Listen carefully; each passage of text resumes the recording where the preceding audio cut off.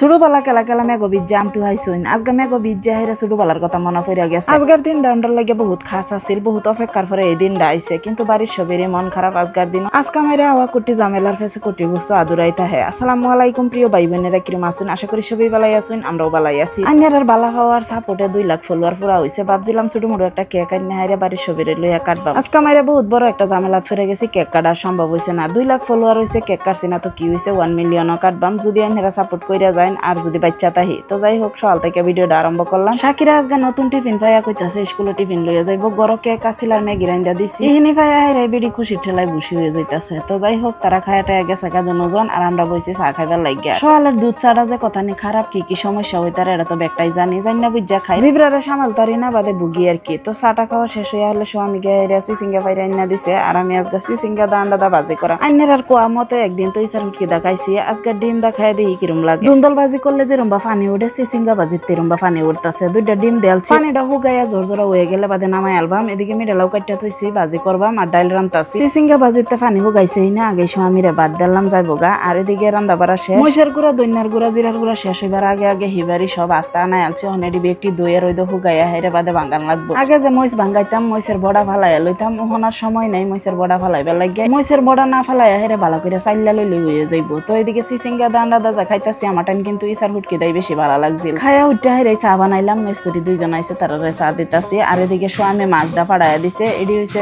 নদীর কষা মাছ। আর এই কষা মাছ খাইতে তো বিরাটি মজা, যারা নদীর মাছ খাইন তারা তো জানোই নেই। এটি একটি কাটলাম, আমার ধুয়ে লয়ে গিয়া, আর লোকে বাসনা কত ডিজাইনছে একটি ধুয়ে লয়ে গিয়া।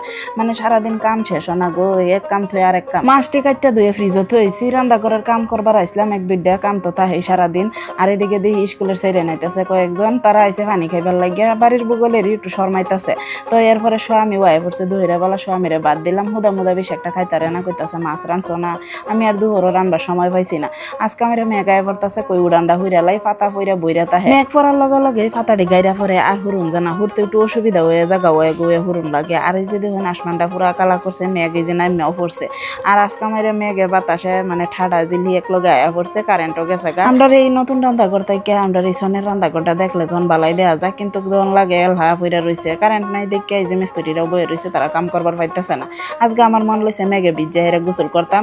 ফুলা মানে হাল্লা চিল্লা লাগায় দেখ আম্মা ঠাডা জিলি দিতেছে আয়া পর। ছোটবেলা একটু বাতাস দিতে দৌড়া গেছি গাম গাছের তলে আমটু হাইবার লাগিয়া। আর এই মেঘে ভিজে হাইরে বাতাসের মধ্যে লুডু বুডু হয়ে হাইরে আমটু আইছি। হেবেলা তো ঠাডা জিলি ডরাইছি না, আর তো বুঝছিও না। ওন বড় হয়েছে, ওন ঠাডা জিলি দিকে ডরাই, ওন আর মেঘও যাই না। আর এদিকে আমার স্বামী আর আমার ফুলাফান তো ঠাডা জিলি দেখলে এরম ডরা করতে পারইলি চিল্লানি শুরু করে। তো এদিকে গা গোসল ধুয়ে আয়া পড়ছিলাম, বাদে হাইঞ্জা বেলা একটু জিরাই হাইরে অন যাইতাছি, রান্না বাড়া করবার লাগিয়া চাই আমি বাজার করে আনছে। তো আজকের ভিডিওটা শেষ করি, কিরম লাগছে কমেন্ট বক্সে জানাবেন। ভালো লাগলে লাইক শেয়ার করবেন, সবাই ভালো থাকবেন।